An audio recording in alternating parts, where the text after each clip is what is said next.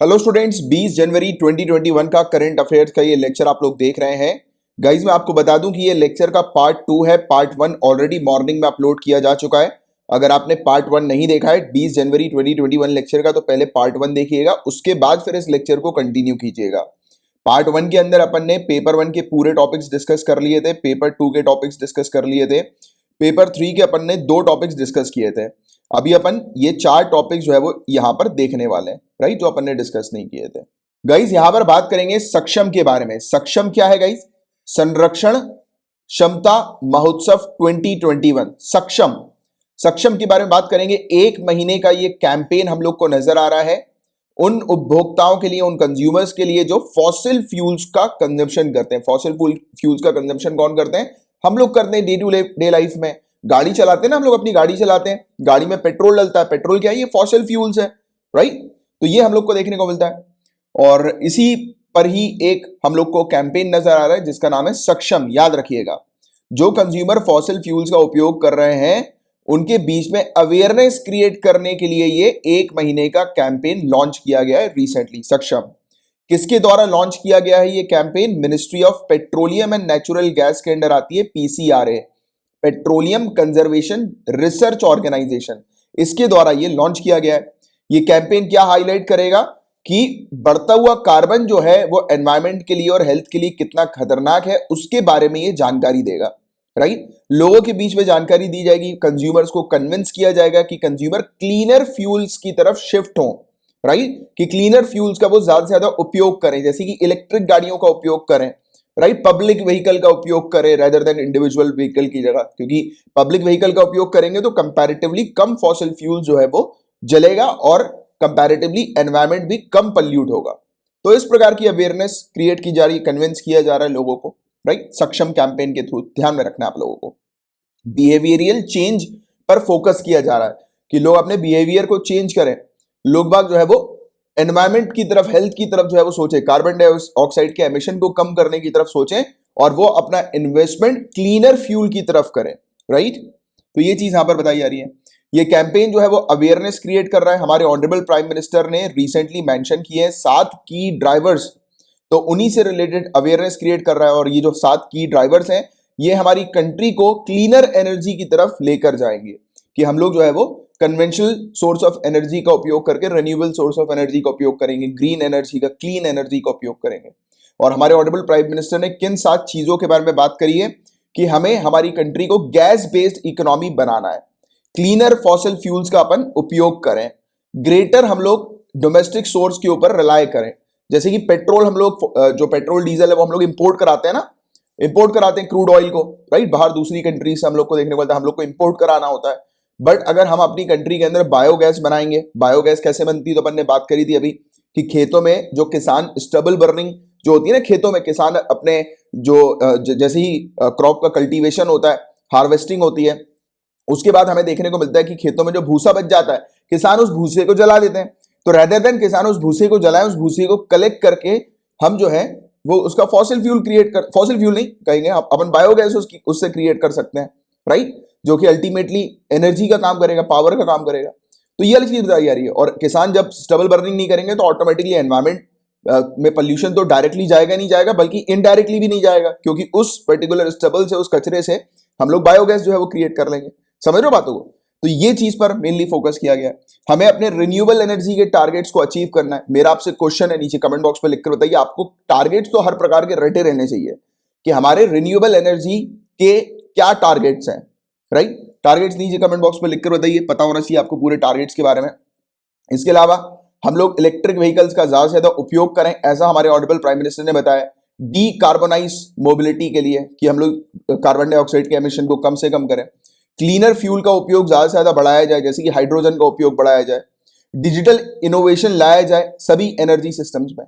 तो इन 7 चीजों के बारे में बात करिए और इन्हीं में से जो पॉइंट्स हैं उसको उसकी अवेयरनेस क्रिएट की जा रही है लोगों के बीच में, ठीक है। तो ये था पूरा ओवरऑल टॉपिक जिसकी आपको सिंपल सी बेसिक सी जानकारी होनी चाहिए सक्षम के बारे में। अब गाइस बात करेंगे model tender for public procurement के बारे में।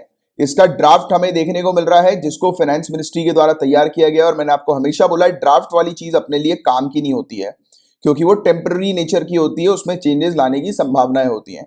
बट फिर भी हमें थोड़ा सा आइडिया लेना जरूरी होता है कि ये क्या चीज है, इसकी जानकारी लेना जरूरी होती है कि सरकार जो है वो किस प्रकार के काम कर रही है। तो फाइनेंस मिनिस्ट्री के एक्सपेंडिचर डिपार्टमेंट ने ये ड्राफ्ट तैयार किया है model tender document for public procurement का। सभी सेंट्रल गवर्नमेंट के जो डिपार्टमेंट्स हैं उनके लिए किया गया, जो पब्लिक प्रोक्योरमेंट करते हैं। पब्लिक प्रोक्योरमेंट का मतलब पता है ना आपको? पब्लिक प्रोक्योरमेंट का मतलब जो सरकार है या फिर पब्लिक सेक्टर जो है, जो गुड्स एंड सर्विसेज को परचेज करते हैं, उसको पब्लिक प्रोक्योरमेंट कहा जाता है। जैसे कि बहुत ही छोटा सा इजी सा एग्जांपल, आप किसी भी सरकारी दफ्तर में जाते हो तो आपको टेबल, चेयर, कंप्यूटर, वहां पर बेसिक सामान वगैरह दिखाई देते हैं, राइट? तो ये सामान तो अपने आप वहां पर आ नहीं गए, सरकार ये सब सामानों को परचेज करती है ना, तो इसको पब्लिक प्रोक्योरमेंट कहा जाता है, राइट? या फिर जैसे आपने कई बार सुना होगा कि सरकार ने इस फलाना देश से ये चीज इंपोर्ट कराई है, परचेज करी है, राइट? जैसे अपन बात करते हैं ना, जैसे कि डिफेंस से रिलेटेड कोई प्रोडक्ट हो गया, कोई रॉकेट हो गया, कोई मिसाइल हो गई, हेलीकॉप्टर हो गया, तो ये भी पब्लिक प्रोक्योरमेंट में आता है, जो डिफेंस पर्पस के लिए हम लोग प्रोक्योर करते हैं, परचेज करते हैं, राइट? समझ गए ये वाली बातें?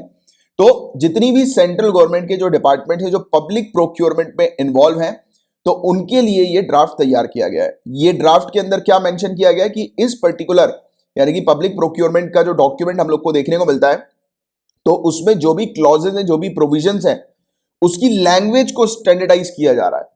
मतलब कि कई बार क्या होता है कि जैसे कि एक डॉक्यूमेंट है, उसमें कुछ शब्द जो हैं वो इस प्रकार के लिखे हुए हैं जिसके मीनिंग अलग अलग हो सकते हैं, तो इस प्रकार से उसको स्टैंडर्डाइज बनाया जा रहा है सभी डॉक्यूमेंट्स को, कि जिसके चलते किसी भी प्रकार का इशू ना आए, किसी भी प्रकार का डिस्प्यूट ना हो, किनके बीच में? सरकार के बीच में और जो भी पर्टिकुलर जिसके पास ये टेंडर है उसके बीच में, राइट? जैसे सरकार टेंडर पास करती है ना, कई बार सरकार नोटिस लिखती है, पेपर में ऐड करती है कि सरकार को ये फलाना सामान चाहिए, उन्होंने टेंडर जो है वो रिलीज कर दिया।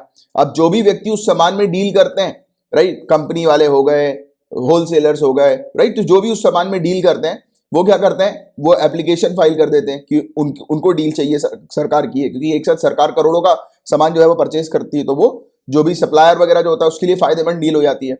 तो फिर वो क्या होता है, उसकी बोली लगती है, फिर लोग बैठते हैं और जो भी सरकार को कम दाम में, अब देखो यहां पर पॉइंट टू बी नोटेड, हम लोग जब भी बोली की बात करते हैं, बिडिंग की बात करते हैं, हमारे दिमाग में तुरंत आता है कि बोली बढ़ाई जाती है, जैसे कि किसी घर को परचेज करना है, बोली बढ़ाई जा रही है घर को परचेज करने के लिए। पर यहां पर सिस्टम वैसा नहीं है। यहां पर सरकार उसी को ये मौका देती है, टेंडर देती है, जो सही रेट में, अच्छे रेट में, कंपैरेटिवली जो सस्ता रेट आप जिसको कह सकते हो, उस रेट में जो सरकार को सामान अपना बेचना चाहता है, सप्लाई करना चाहता है। नहीं तो ऐसा होगा तो फिर लोग बाग जो है वो बैठकर, अब खुद ही सोचो ना, अब सरकार को चाहिए 100 कंप्यूटर, एक कंप्यूटर की कीमत 10,000 है, अब 10,000 से बोली शुरू हो रही है, या 9,000 से, जो भी जिस भी बेस रेट से बोली शुरू हो रही है, तो वो तो बढ़ती आएगी ना, फिर तो लोगों को तो प्रॉफिट ही चाहिए।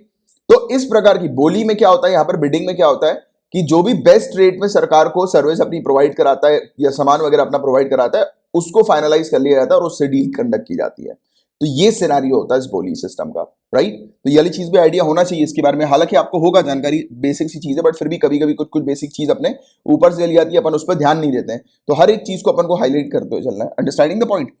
अब इसमें ये क्या किया, जो पेपर वगैरह होता है, जो डॉक्यूमेंट होता है, जिसमें पूरी प्रोसेस लिखी है, गाइडलाइन लिखी है कि कैसे बोली होगी, और अगर मतलब विवाद होता है तो किस प्रकार से उसको हैंडल किया जाएगा, डील किया जाएगा। तो इस डॉक्यूमेंट में कुछ कुछ शब्द ऐसे थे जो कि अलग अलग जगह से लिए गए थे, जैसे कि यूरोप की बात करें, अमेरिका की बात करें, इंडिया की बात करें, तो सभी का नॉमेनक्लेचर इसमें मिक्स हम लोग को देखने को मिल रहा था कि सभी जैसे रूल्स, रेगुलेशंस, पॉलिसीज को फॉलो करते हैं, उसी के अकॉर्डिंग शब्द वगैरह यहाँ पर लिखे होते। तो इसके कारण क्या हो रहा था, काफी ज्यादा कंफ्यूजन हो रहा था, और इसमें डिस्प्यूट्स वगैरह भी काफी ज्यादा बढ़ रहे थे। तो डिस्प्यूट्स को कम करने के लिए, किसी प्रकार का कंफ्यूजन ना हो, तो इसके लिए इसकी लैंग्वेज को स्टैंडर्डाइज किया गया। सिंपल सी चीज यहां पर ये की गई है, ठीक है? तो ये चीज हमें देखने को मिल रही है, और ऑल ओवर द वर्ल्ड हमें देखने को मिलता है कि जो सरकारें हैं वो अपने जीडीपी का 15% लगभग पब्लिक प्रोक्योरमेंट के लिए रखती हैं, बट हमारी कंट्री के अंदर अपनी जीडीपी का 30% हम लोग पब्लिक प्रोक्योरमेंट के लिए रखते हैं या खर्च करते हैं, राइट? 30%।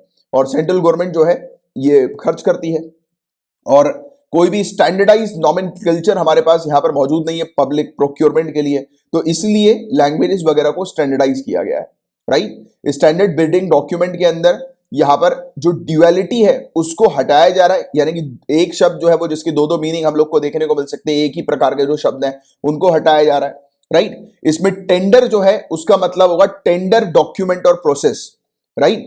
और बिड जो है उसका मतलब होगा बिडर पिचेस, राइट, जिसने बिडर ने पिच करी, बोली लगाई जिसने, तो उसको बिड कहा जाएगा। और बिडर शब्द का उपयोग किया जाएगा टेंडरर के बदले में, क्योंकि पहले टेंडरर शब्द का उपयोग किया जा रहा था। जो टेंडर में बैठे हैं, जैसे कि मुझे मुझे जो है वो सरकार के साथ डील करनी है, मैंने पार्टिसिपेट किया बिडिंग प्रोसेस में, तो उस समय टेंडर उन लोग को कहा जाता था जो लोग पार्टिसिपेट करते थे, टेंडरर, राइट। अब इनको बिडर कहा जाएगा, ठीक है। तो ये चीज यहां पर बताई जा रही है। तो इस प्रकार की चीजें हम लोग को देखने को मिल रही है। बिड डॉक्यूमेंट जो है उसको हटा दिया गया, उसका उपयोग जो है वो नहीं किया जाएगा। तो ये चीज टेंडर डॉक्यूमेंट जो है वो उसको कहा जाएगा। तो ये सब चीजें हैं, बट इतनी ये सब चीजें आप लोग को ध्यान में रखने की जरूरत नहीं है। आपको सिंपल पता होना चाहिए कि इस प्रकार की चीज अभी हम लोग को रिसेंटली देखने को मिली और ये अभी ड्राफ्ट है, राइट। तो ये वाली चीज भी आपको एक पता होनी चाहिए। स्टार्टअप इंडिया सीड फंड की अब बात करेंगे। इंडियन प्राइम मिनिस्टर ने, हमारे ऑनरेबल प्राइम मिनिस्टर ने अनाउंस किया कि वो बहुत ही जल्दी स्टार्टअप इंडिया सीड फंड को लॉन्च करेंगे 1,000 करोड़ रुपए में। यानी कि इसका फंड जो होगा वो स्टार्ट होगा 1,000 करोड़ रुपए से, जिससे कि किसी भी स्टार्टअप के पास पैसों का शॉर्टेज ना हो, सभी स्टार्टअप्स वगैरह को फंडिंग मिल सके। और ये इन्होंने अनाउंस किया है अभी रिसेंटली प्रारंभ के दौरान। अपन ने भी 1-2 दिन पहले प्रारंभ के बारे में डिस्कस किया था, स्टार्टअप इंडिया इंटरनेशनल समिट प्रारंभ। तो इस समय बताया जा रहा है कि ये जो बढ़ते हुए जो स्टार्टअप्स जो हम लोग को आज की डेट में हमारी कंट्री में देखने को मिल रहा है, तो उनकी मदद करने के लिए ये चीज शुरू की गई है। हालांकि हमारे पास ऑलरेडी स्टार्टअप्स जो है उनको फंडिंग मिल जाए, तो उसके लिए हमारे पास फंड ऑफ फंड्स स्कीम भी देखने को मिलती है। बट अब सरकार गारंटी प्रोवाइड करा रही है, राइट, कि जिसके चलते कि सभी स्टार्टअप्स वगैरह को फंडिंग आसानी से मिल सके। तो बेसिकली स्टार्टअप को बूस्ट करने के लिए ये अनाउंसमेंट हमें देखने को मिला है, startup India seed fund, right. तो बहुत ही जल्दी लॉन्च किया जाएगा।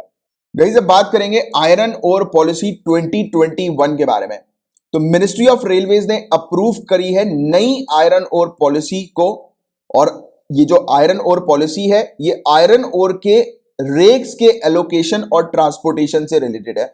तो आयरन ओर का ट्रांसपोर्टेशन आप समझ ही गए हो, इंडियन रेलवेज की बात हो रही है, तो गाड़ियों से जो आयरन ओर जो है वो एक लोकेशन से दूसरी लोकेशन में भेजा जाता है मालगाड़ियों में, राइट। बट ये रेक्स क्या है? तो गाइस रेक से घबराना नहीं है, सिंपल सी चीज है। रेक का मतलब कि जो ट्रेन होती है पूरी की पूरी, ठीक है, इंजन को आप हटा दो, बचा हुआ हिस्सा जो बचता है ना, वो होता है रेक। तो कितने रेक्स होंगे, किस प्रकार के रेक्स होंगे, तो उसके एलोकेशन से रिलेटेड ये जो नई आयरन ओर पॉलिसी हमें देखने को मिल रही है। तो कुल मिलाकर आयरन ओर के ट्रांसपोर्टेशन से रिलेटेड ये पॉलिसी है। नई पॉलिसी को नाम दिया गया न्यू आयरन ओर पॉलिसी 2021। ये 10 फरवरी 2021 से लागू होगी। प्रोविजन जो है इस नई पॉलिसी के उसको अपडेट किया जा रहा है, यानी कि जो पहले की पॉलिसीज जो थी उसमें नए नए प्रोविजन जो है वो रखे जा रहे हैं, उसको मॉडिफाई अपडेट किया जा रहा है, राइट। रेक अलॉटमेंट सिस्टम जो मॉड्यूल है centre for railway information system का, तो उसके अंदर जो प्रोविजंस को अपडेट किया जा रहा है। अब से जांच जो है डॉक्यूमेंट्स की वो रेलवे नहीं करेंगे, राइट। रेलवे के द्वारा डॉक्यूमेंटेशन की जांच वगैरह नहीं होगी, उसको हटा दिया गया है। जो executive director rake movement of railway board office Kolkata का जो हमें देखने को मिलता है, ये वेरियस आयरन और ट्रैफिक के मूवमेंट के जो प्रोग्राम्स वगैरह जो होते हैं उनको सैंक्शन देता है। जैसे कि कौन सी गाड़ी का रूट जो है वो किस प्रकार का होगा, कौन सी गाड़ी जल्दी निकलेगी, मतलब किस प्रकार से मूवमेंट होगा गाड़ियों का आयरन ओर वाली। तो उसका पूरा जो कंट्रोल है, या आप कह सकते हो उसका पूरा सैंक्शनिंग वगैरह जो है, अलॉटमेंट वगैरह जो है, वो करने का काम होता है इसका ईडीआरएम का, राइट, कोलकाता के। तो अब इनके पास कोई रेगुलेटरी रोल नई पॉलिसी में नहीं बच रहा है, यानी कि इनकी रेगुलेटरी रोल को हटा दिया गया है। कस्टमर्स जिनकी इच्छा है कि जिनका जो आयरन ओर है वो जल्दी से जल्दी जो है वो पहुंच जाना चाहिए, मूव हो जाना चाहिए, तो वो तभी पॉसिबल होएगा, यानी कि प्रायोरिटी उसी पर्टिकुलर कंज्यूमर को दी जाएगी जिस कंज्यूमर ने सामान पूरा खरीद लिया है, फर्स्ट पॉइंट। सेकेंड पॉइंट, जिस कंज्यूमर ने जो ट्रांसपोर्ट ऑलरेडी करवा दिया है और यूटिलाइज कर लिया है अपने मटेरियल को, यानी कि पूरा अपना मटेरियल उसका खत्म हो गया और अब उसको सामान चाहिए, राइट, आयरन ओर उसको चाहिए। आयरन ओर जो है वो मतलब ट्रांसपोर्टेशन साइट पर जो उसको मंगवाना है वो ऑलरेडी ट्रांसपोर्ट हो गया, अब गाड़ियों में लदना है और फिर वो चलेगा। तो अगर ये पूरी चीजें अगर फुलफिल हो जाएंगी रूल्स रेगुलेशंस के अकॉर्डिंग, तो सामने वाले को प्रायोरिटी मिलेगी। बट अटमोस्ट प्रायोरिटी यानी कि मेन प्रायोरिटी जो दी जाएगी, हायर प्रायोरिटी जो दी जाएगी, वो उसी को दी जाएगी जो हमारी कंट्री में मैन्युफैक्चरिंग पर्पस के लिए आयरन ओर को ट्रैफिक करवाना चाहता है, यानी कि आयरन ओर का मूवमेंट करवाना चाहता है, आयरन ओर को मंगवाना चाहता है। तो हमारी डोमेस्टिक मैन्युफैक्चरिंग पर्पस को प्रायोरिटी देने की यहां पर बात की जा रही है। तो ये चीज है। और ओल्ड और नए प्लांट्स जो है उनको सिमिलर तरीके से ट्रीट किया जाएगा अलॉटमेंट और लोडिंग पर्पस के लिए, राइट, कि जो नए प्लांट्स स्टैब्लिश हो रहे हैं और पुराने प्लांट जो है तो उसका उससे कोई लेना देना नहीं है, क्योंकि यहाँ पर प्लांट्स की बात नहीं हो रही, यहाँ पर मूवमेंट्स की बात हो रही है। कोई नई इंडस्ट्री हो या पुरानी इंडस्ट्री हो तो उससे कोई लेना देना नहीं, कोई मतलब नहीं। यहाँ पर तो सिंपल सी चीज है कि ये वाले रूल्स रेगुलेशंस को जो भी फॉलो करेंगे कि उन्होंने माल को खरीद लिया, खरीद कर वहां तक साइट तक पहुंचा दिया जहां से ये लोड होगा, राइट। फिर उसके बाद वहां से लोडिंग की जाएगी और ट्रेन में ले जाया जाएगा। और डोमेस्टिक मैन्युफैक्चरिंग पर्पस के लिए अगर आयरन ओर का उपयोग किया जा रहा है तो उसको हायर प्रायोरिटी दी जाएगी। तो सिंपल से ये पॉइंट्स हैं जो कि यहाँ पर हम लोग को नई आयरन ओर पॉलिसी के अंदर देखने को मिल रहा है। तो इसका एक जनरल आपको आइडिया होना चाहिए। अच्छा, इसके अलावा आयरन ओर से रिलेटेड एक फैक्ट जानो, हमारे रेलवेज में सबसे ज्यादा दूसरे नंबर पर जो मतलब हम लोग को ट्रांसपोर्टेशन देखने को मिलता है इंडियन रेलवेज के थ्रू, वो आयरन ओर का होता है और स्टील का होता है, राइट, दूसरे नंबर पर। 2019 और 2020 में 1210 मिलियन टन जो फ्रेट की लोडिंग हम लोग को देखने को मिली थी, फ्रेट का मूवमेंट हम लोग को इंडियन रेलवेज के थ्रू देखने को मिला था, उसका नियरली 17% स्टील और आयरन ओर बताया जा रहा है। ये दूसरे नंबर पर आता है, जो कि सबसे ज्यादा रेलवेज इसको ट्रांसपोर्ट करती है। बहुत ही इजी सा क्वेश्चन, सभी लोग इस क्वेश्चन का आंसर डेफिनेटली बता पाएंगे अगर थोड़ा सा आप थोड़ा देखोगे, अवेयरनेस थोड़ी रखोगे। और इवन आपने शायद देखा भी होगा मालगाड़ियों में कि पहले नंबर पर सबसे ज्यादा ट्रांसपोर्टेशन किस चीज का होता है। बताइए जरा नीचे कमेंट बॉक्स पर, सबसे ज्यादा ट्रांसपोर्टेशन इंडियन रेलवेज किस चीज का करती है। आयरन ओर और स्टील जो है वो दूसरे नंबर पर है, बट पहले नंबर पर सबसे ज्यादा ट्रांसपोर्टेशन किसका होता है आप बताएंगे नीचे कमेंट बॉक्स पर लिखकर, ठीक है। तो ये था गाइज अपना लास्ट टॉपिक, और फूड एंड एग्रीकल्चर ऑर्गेनाइजेशन के बारे में आपका होमवर्क है, ये आपको पढ़ना है। एफएओ के बारे में इस टॉपिक को ऑलरेडी मैं कवर करा चुका हूं, ये आप पढ़िए, इससे रिलेटेड हैंड रिटन नोट्स बनाइए, और अगर आप ऐसा कर लेंगे तो नीचे कमेंट बॉक्स पे लिख दीजिएगा सर होमवर्क डन, मुझे पता लग जाएगा आपने होमवर्क कंप्लीट कर लिया है।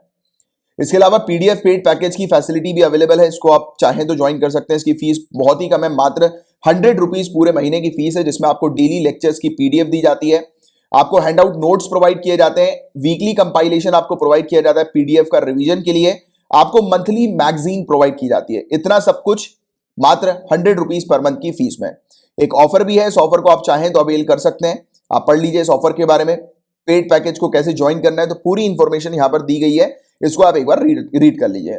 और अगर आपको सैंपल देखना है कि किस प्रकार का पेड पैकेज ये होता है, तो उससे रिलेटेड भी एक वीडियो बनाया हुआ है, नीचे डिस्क्रिप्शन पर वीडियो की आपको लिंक मिल जाएगी, आप सैंपल देख लीजिए, आपको क्वालिटी का अंदाजा लग जाएगा कि कैसी क्वालिटी यहां पर प्रोवाइड की जाती है मैगजीन में, राइट। इसके अलावा ये क्यूआर कोड का आप इस्तेमाल कर सकते हैं पेमेंट के लिए, या फिर अगर आपको इंटरनेट बैंकिंग के थ्रू पेमेंट करनी है तो अकाउंट नंबर की डिटेल्स और यूपीआई आईडी नीचे डिस्क्रिप्शन पर आपको मिल जाएगी। और कोई भी समस्या आती है पेड पैकेज से रिलेटेड, ज्वाइन करने से रिलेटेड, या कुछ और आपको करंट अफेयर से रिलेटेड मुझसे पूछना है, तो आप मुझे फेसबुक पर मैसेज करके पूछ सकते हैं। और अगर आप फेसबुक पर नहीं है तो ये मेरा नंबर है, अपने मोबाइल में सेव कर लीजिए, 9713282838। ध्यान रहे इस नंबर पर आपको कॉल नहीं करना है, कॉल अटेंड नहीं किए जाएंगे।